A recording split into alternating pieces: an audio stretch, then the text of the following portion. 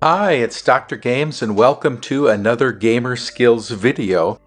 Today we're going to be talking about how you convert Blu-rays to MP4 format. Just to reveal my age, I remember a time when there were only vinyl albums. Cassette tapes were quite the big deal, and then them newfangled CDs were something else entirely. So one of the questions I recently got from a regular viewer was, why are you spending time talking to us about high fidelity CDs when nobody even has a CD player anymore? Well, I had to laugh out loud at that. It's a reasonable point. Although I'm not willing to concede that CDs, DVDs, or Blu-rays are going to go away entirely anytime soon. I mean, people are playing vinyl records again now, right? I do want to ensure that these videos are useful to the widest possible audience.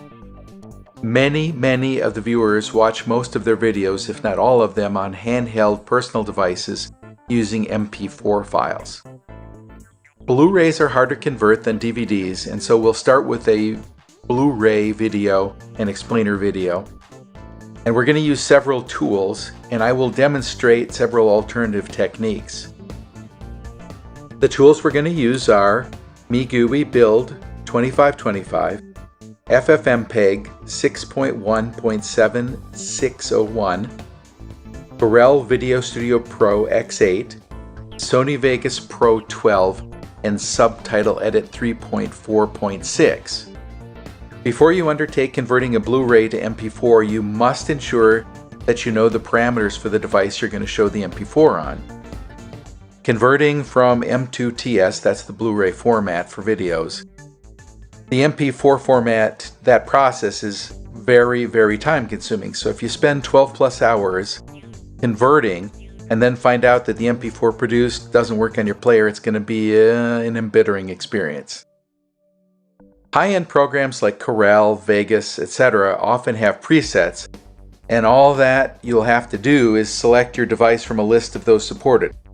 On the other hand, if you're using freeware like FFmpeg, then you're going to need to understand the ins and outs of the format that works on your handheld device. That said, even things like Corel, Vegas, etc. will often allow you to change and tweak advanced settings, which can sometimes help you ensure that it fits on your device, has the right fidelity, etc. Let me know if it would be helpful to have a DVD version of the same video, i.e. how to convert from DVD format to MP4 format, and then please let me know in the comments below. I'm going to assume that you have a digital, copy-free version of the Blu-ray. We'll start with MeGUI. It's shown right here. Under the Tools section is one of the best demuxers HD stream extractor, it's called, on the market. There's two separate types of files that you can use to extract from the Blu-ray. One of them is the actual M2TS file. I'm going to show you how you do that. Our Blu-ray. So we can do it out of the stream file. Now typically if you've got our friends at Black Oak Studio provided me with a nice copy-free Blu-ray. Most of the time in the copy-free domain, you're just going to look for whatever the largest file is. In this particular case, it would be this one. It's 23 gigabytes. It's an hour and 28 minutes long. It's an animated feature. That's actually very long for an animated feature. So if you look down here, I mean, two easy ways to do it. So first of all, if you don't have the size and length listed when you do the details version of it, you can right click on it and you can pick these things out. If it's not already listed, you can go to More, and you can just pick it out of this list. I already have it set up that way. So you could either, click on size and it would have that, or you could click on length. In this particular case, the longest one is also the most lengthy one. And I guess because it was already at the top, it, did it backwards. So that's one way you could bring that in directly. And now it's thinking, it's looking it over, and it's trying to figure out what exactly the streams are in there. Okay. And I'm probably not going to cut that out because it's important to realize that it does take a little bit of time. All of this process can take a little bit of time. Now what you'll do is you'll figure out where you want to put it, and it defaults to the same folder that you are extracting it from. As you know, I always try to put it into not only a different folder, but a different disk drive. But that's not just because I have a peccadillo that way. It's actually a great practice. If your program is trying to read and write to the same disk, you're going to get I/O collisions, and it's going to queue up and it's going to slow down. So it's better to go from one fast hard drive, to another fast hard drive, and that will sometimes speed things up by up to an order of magnitude, by a factor of 10. Typically, I find 2.5, 3 to 4 times as fast if I do it that way. Now, what do you all want to extract? Well, you're going to want to extract the video itself. In this particular case, it lets you do it as either MKV or H.264. Now, what I'm going to tell you is that we're going to only demux the audio and the subtitles, because all of the programs that we have will be able to use those M2TS files that I've described. And only FFmpeg, my standby free workhorse, would be able to do either MKV or H.264. And if I get rid of that, by the way, and you'd also not going to need the chapters. If I get rid of that, that's going to make it a lot faster when it demuxes. Now, DTS, I am going to do the Waves version of that.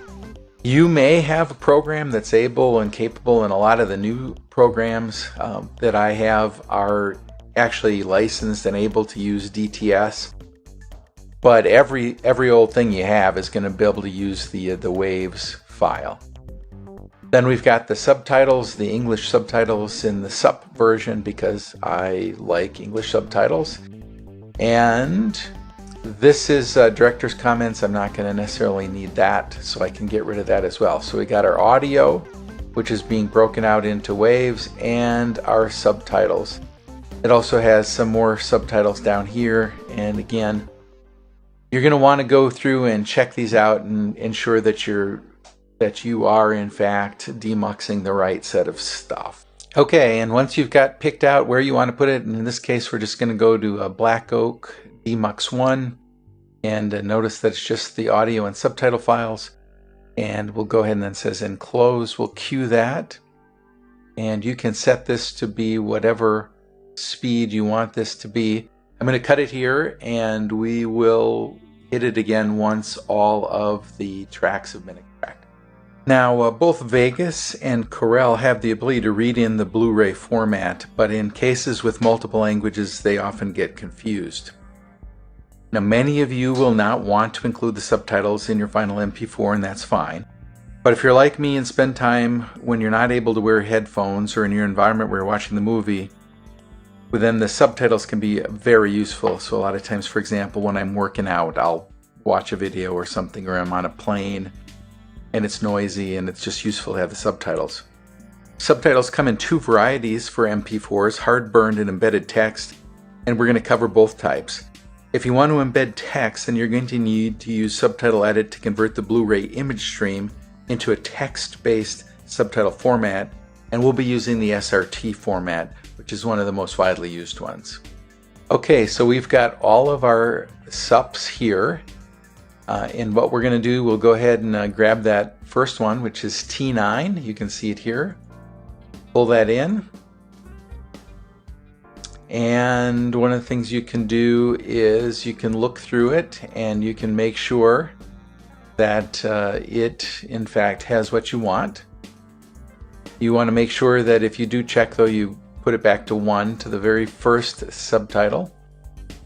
So a couple things, this uses optical character recognition via Tesseract. There's a couple settings that I like, which are fix the OCR issues, auto break for if there's more than 2 lines, and try to guess unknown words. Now, if you click prompt for unknown words, well, first of all, if you don't put try to guess, it's just going to leave the gobbledygook in there, which is like, okay, I guess you'll have to go back to the file. This fixes common OCR errors. The other thing is if you have the italic one clicked, it's more likely than not. If there's not italics in it, if you know that there's no italics, then you shouldn't click that one. Also, same thing with music symbol. In this particular case, we know it does, so we ought to put that in. And try to guess. If you do prompt, you're going to get a more accurate overall product, but it's going to take you forever to get through.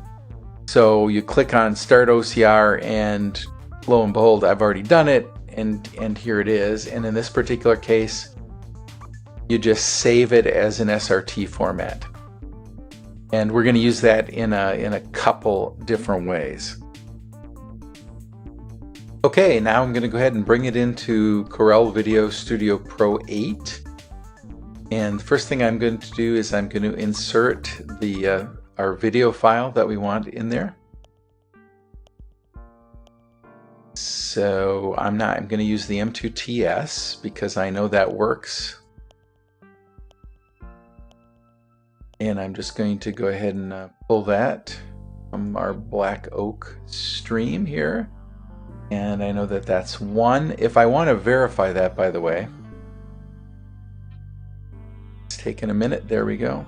And I just want to check the info on it to make sure it's what I want. And it's 23 gigabytes and length of time, and it's the right fidelity and resolution and size. That looks good. So I will go ahead and bring that in. Now it's automatically going to bring the video in to the main one, and you can see that was lightning fast. There's 2 ways to handle this. At this point, I'm going to want to mute the sound because although Corel Video Studio and Vegas and some of the other high-end nonlinear video editing tools will allow you to import non-copyrighted Blu-ray materials, they often get confused when you have multiple languages. So I can either mute this so the sound from this doesn't interfere, or I can do split the audio. And that's actually what I'm going to do. And here's what I'm going to do with that then. I'm immediately going to delete that. So now I no longer, it's not even going to worry about it. It's not going to process it. I'm not going to get any blips. It's not going to cause the machine to overload or anything else. Just got rid of it. But you could also mute it if you want. Then I'm going to go up here, and I'm actually going to add an extra music track. And let me show you why I'm going to do that. So now into the voice track, I'm going to insert audio, and I'm going to grab the center. I'm going to grab that center sound file, and I'm not going to do anything else with it. And then I'm going to use the other 2, the music files, as my lefts and rights. So I grab my left, and I will put in my right, and then I'll show you in a second how I'm going to set that up. So at the left, now we do the right. Now we'll go here to the sound mixer. Notice it's just set up for stereo. You can set this up. This does a nice job on 5.1, but in our particular case, I'm not going to do that. So with the left, I'm just going to pan this all the way left. And then with right, guess what? Yep, and it all the way right. Notice that you can do LFO and you can do, again, all the way up to 5.1, and it does a great job at that, but we're not going to do that. Now, there's two ways to handle subtitles. Remember, we extracted the subtitles, we converted them using the subtitle edit. It used optical character recognition, OCR, to turn them into an SRT file.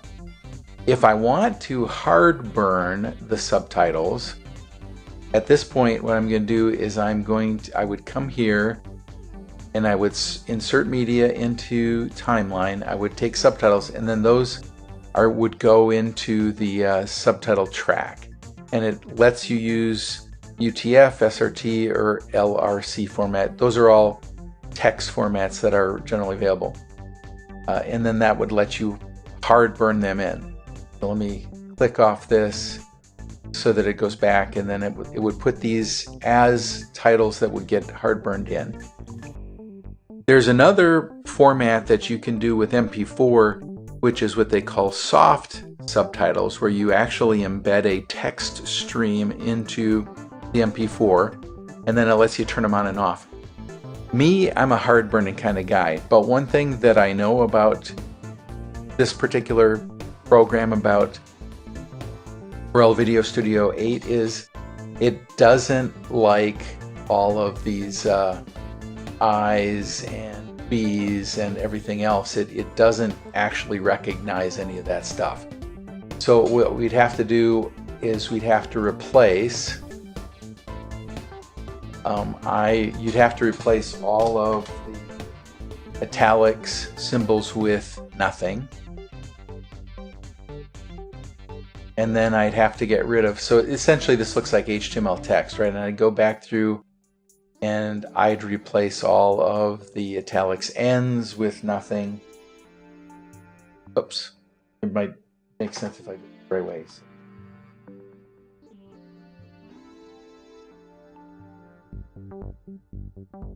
And I replace that with nothing, and I replace those all.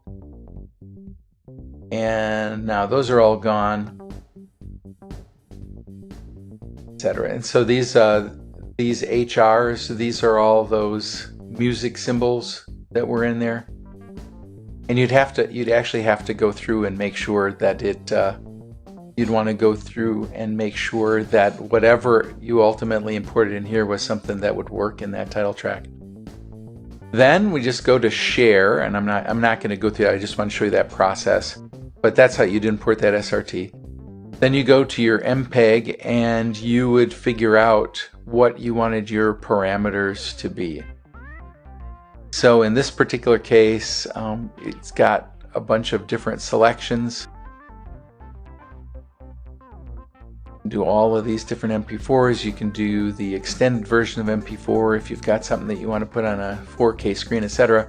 Or in this particular case, you could go to device, and it would let you pick whatever kind of mobile device you wanted to put it on.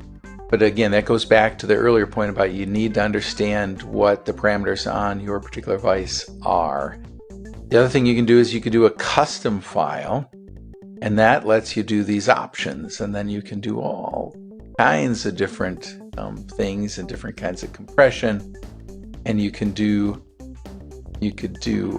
all of these different, but that's at advanced only, I would say. So at this point, I'm going to go back, and I'm going to, rather than go through this, because this takes a long time to do, I will show you some things at the other end. So this screenshot shows the process at about the 11% point, and this next picture demonstrates just how much time we're talking about. The process started at 1:35 p.m. and the render did not even start for another 11 minutes. It had a bunch of background things it had to do. So when you start this process, please be patient. The computer was going to do a lot of things in the background to prepare for the render area. But then, excuse me, once it did, the render took another 2 hours and 9 minutes. When you throw in the additional overhead, the whole process took nearly 2 hours and 20 minutes for an hour and a half movie. So that process runs at about 0.6 speed. At the end of that, we had a 3 GB movie with hard-burned subtitles, and I'll show you those in a little bit. Now we're going to try it with FFmpeg. The first time we ran it through, the command line shown here, and I'm also including in the comments below.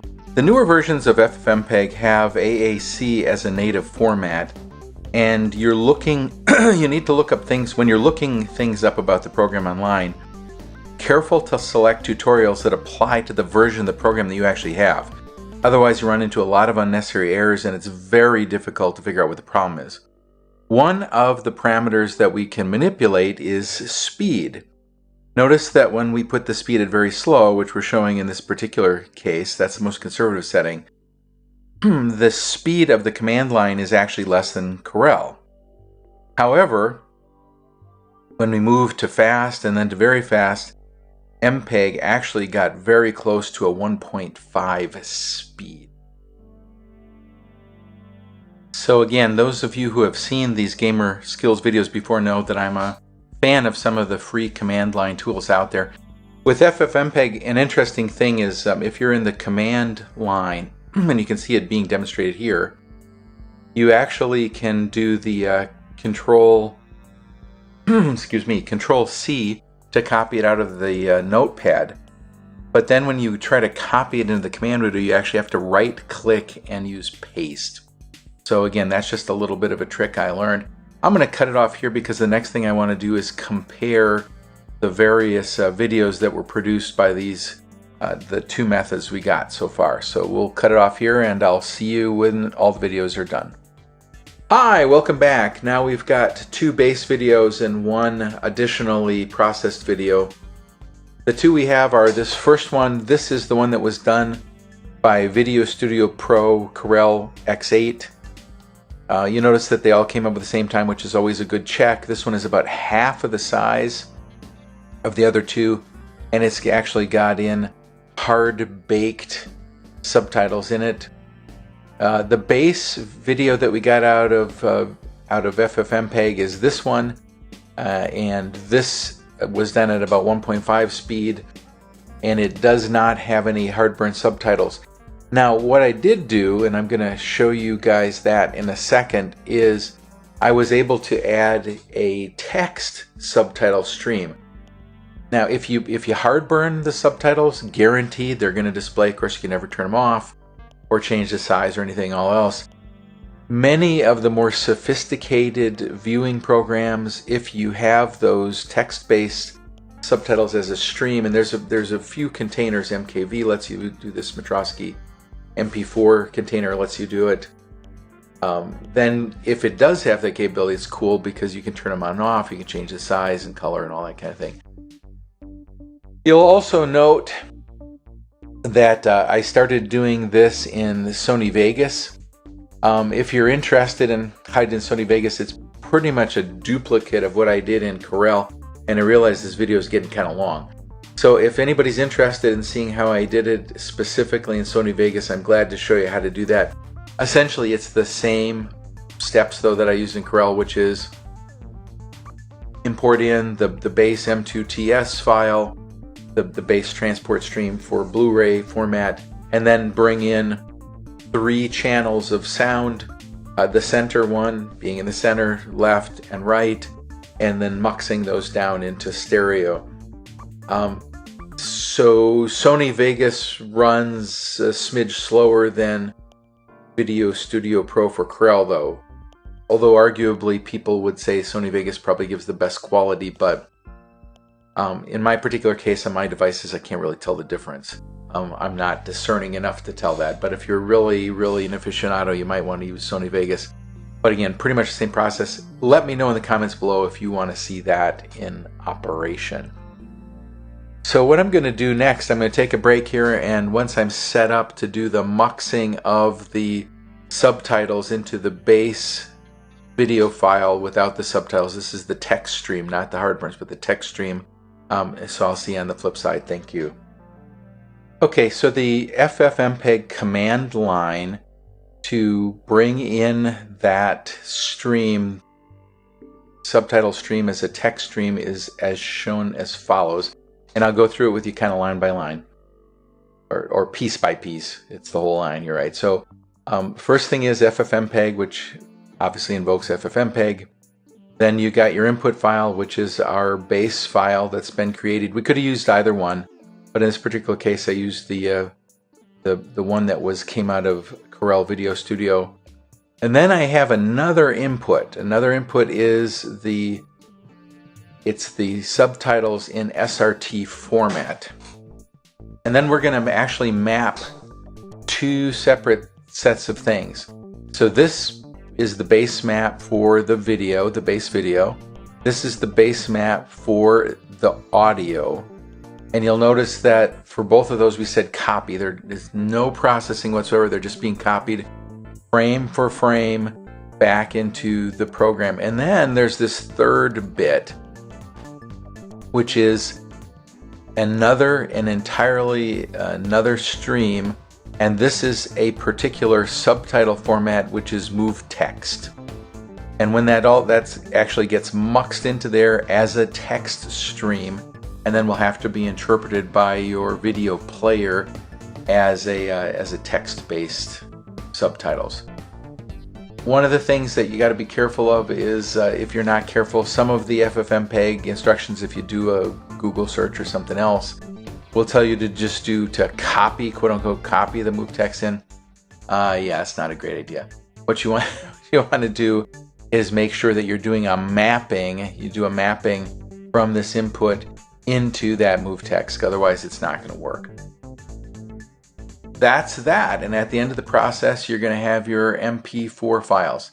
Now, again, note that neither RipBot nor Handbrake handle that Blu-ray format and put that into MP4s for you. So the techniques that I've outlined here, including the FFmpeg, are the ones that are going to work for you. If you use FFmpeg, again, it's all free, but you have to do it in the command line, and some people like that, some people don't. All right, well, thank you very much for watching, and if you enjoyed this video, please consider subscribing. And if you really love me, check out some of the links and maybe buy some of our music to help support the channel. Thank you very much and have a great day.